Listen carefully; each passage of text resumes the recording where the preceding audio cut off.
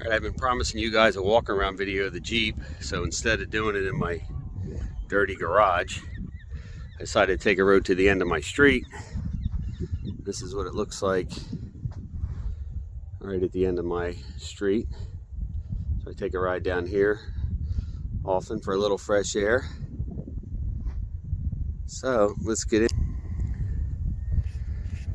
Alright, so I started with the 2000 Jeep TJ Sahara 4.0 automatic, and I wanted a pickup, so I had a wrecked LJ, and I made the bed from cutting it up. You can look at my other videos on the channel and kind of see the details in that, but I cut up the bodies and welded them together to make a tub. All that stuff was pretty uncomplicated, I guess. The frame, so what I did, the frame was pretty rotten on this thing, so I had to use the safety caps from Pocono Metalcraft. I plated the whole frame from up here back is actually an LJ frame from a wrecked LJ where the front was all tweaked. So then I took that and put in a 2-foot extension right in there, and so that way the bed pretty much bolted right on.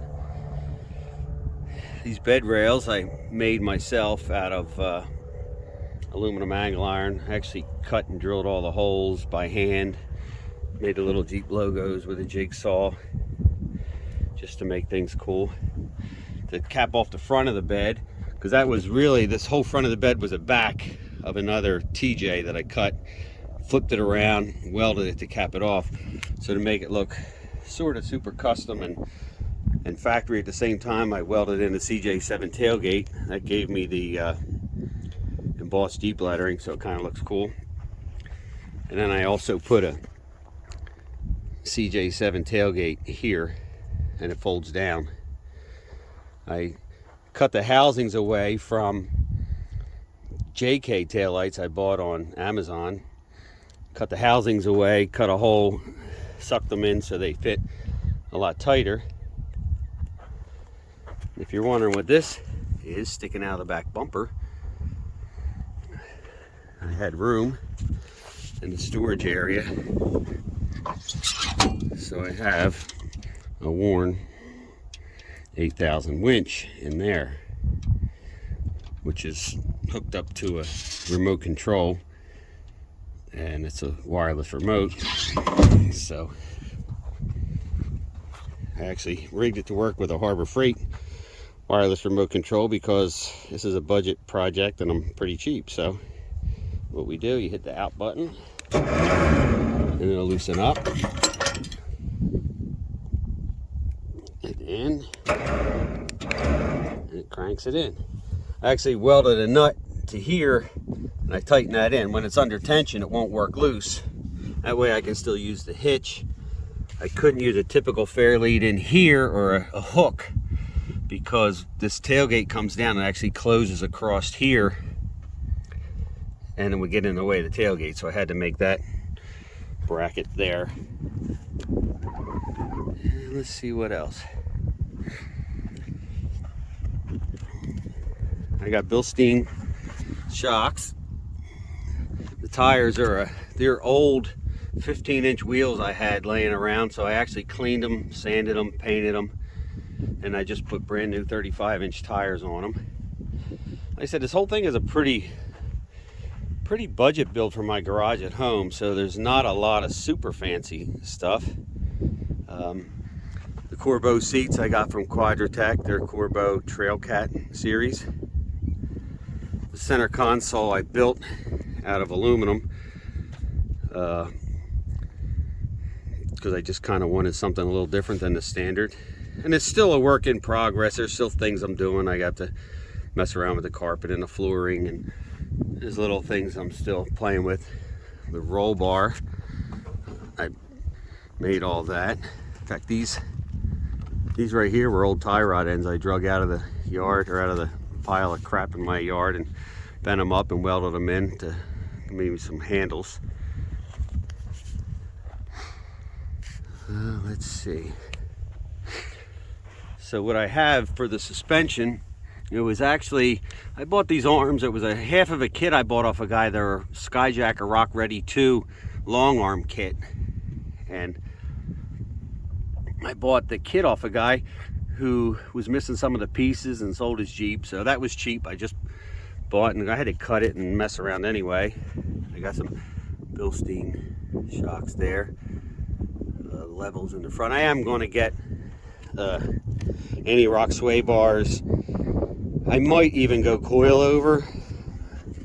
I'm not real happy with the way it handles right now. It's a little soft for my liking. Second, my favorite part about this build, well, one of the favorites is them KC lights. I really like the Pro Gravity 6 light bar.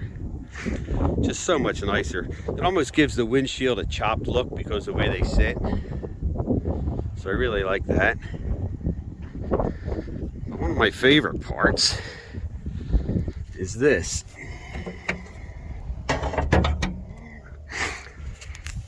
It's a Magnuson Supercharged 6.0 LS.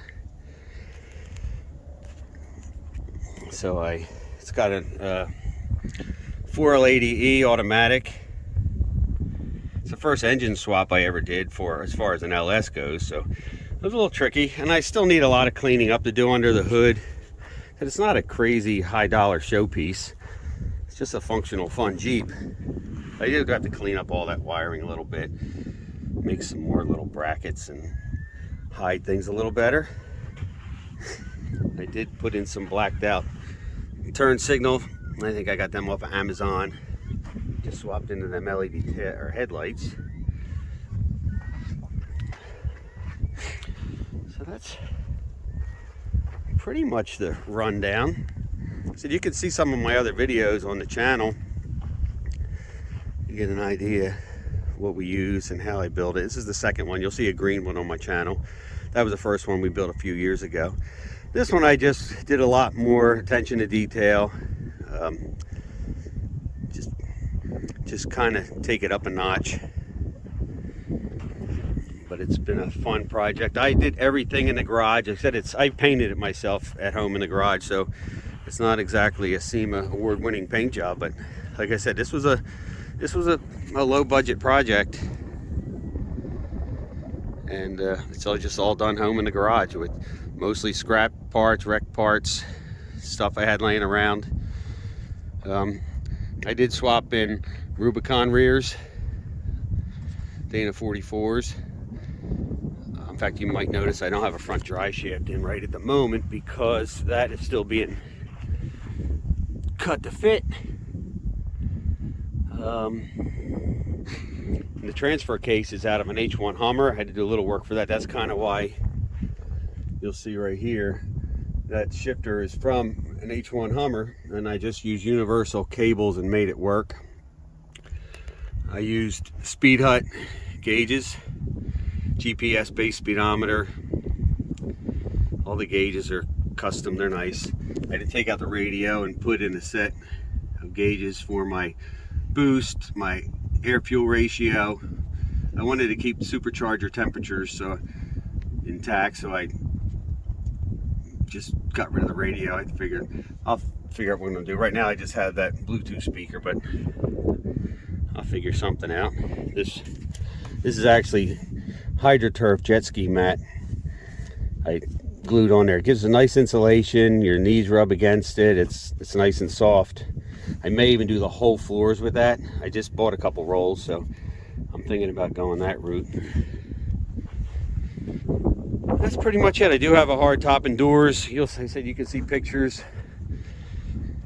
on the channel, but I do have hard top cut down. I took original fiberglass hard top, chopped it down, fiberglass it all back together, made a back window out of 1/4 inch tinted plexiglass. So that looks good, works good. So that's pretty much the rundown. If you have any questions, let me know. I might have missed a few things, but like I said, it's just it's been a home project and I've been enjoying it.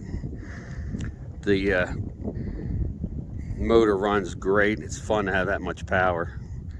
Smokes up these 35-inch tires like they're nothing. Once I get the front drive shaft in, I'll see how it smokes up all four wheels at the same time. But I think that's about it. The only thing I do have a 3-inch stainless steel exhaust all the way out. I wrapped it on the front because it's close to the starter, close to the oil pan, so I heat wrapped it. It's actually a TJ system you can get from Blackheart, Holly, I believe. I had to alter it to work in the front because I used Dave's mounts for the motor, and I used Speed Engineering stainless headers. So I had to do a little tweaking to make that Blackheart system work, but it really wasn't too bad. It was easier than taking it to a shop and paying all that money. Like I said, it was a budget job, so I was doing pretty much everything at home. Paint, body work, welding, fabrication, motor swap, everything done home in the garage. So that's pretty much it. I'll get this posted up and see what you guys think. Any questions? Get some comments. Make sure you like and subscribe and all that good stuff, because I've probably got some other projects going on. I'm always doing some fun things. All right, that should do it. Time to go take a ride. Enjoy this December New Jersey weather.